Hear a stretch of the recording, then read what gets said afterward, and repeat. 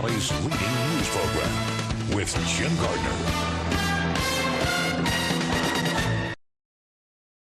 Upper Providence police arrested a Berks County man last night for driving the wrong way on the Media bypass. He was charged with DUI. It turns out this was his 7th DUI. Action News reporter Dan Quayer is live at Upper Providence Police tonight. Dan, a lot of people would ask, how could this be permitted to happen? Exactly, Jim. And authorities say this is another blatant example of why we need to pass Deanna's Law. A potential tragedy diverted only by the courageous acts of an Upper Providence officer here in Delaware County. The Media bypass is a heavily traveled section of Route 1. Traffic often going well beyond the posted speed limit of 55.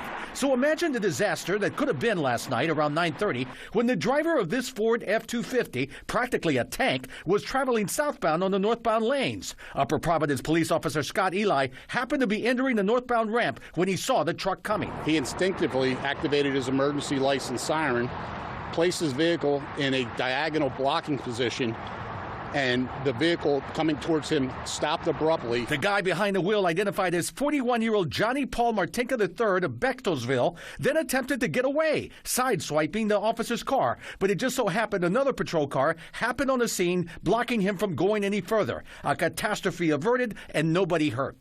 Police say Martinka was so heavily intoxicated he thought he was in Berks County trying to get to his welding job. His 7th DUI arrest in 10 years. Police say he was driving with a suspended license. It brings to mind the case of 45-year-old Deanna Ekman, who was killed almost a year ago this month in Upper Chichester by a suspect who had 5 previous DUI convictions, also driving with a suspended license. The technology exists out there right now to better protect our citizens from repeat DUI offenders. Deanna's Law, pending in Harrisburg, would require repeated DUI offenders to wear continuous alcohol monitors known as CAMs that would alert authorities when they start drinking again. And in fact, it's been tested already in York County in Pennsylvania, where the recidivism rate on people who this device was attached to dropped by 90%.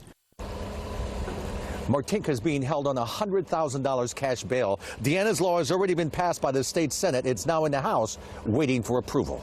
Live here at Upper Providence Police in Delaware County, I'm Dan Quayer, Channel 6 Action News.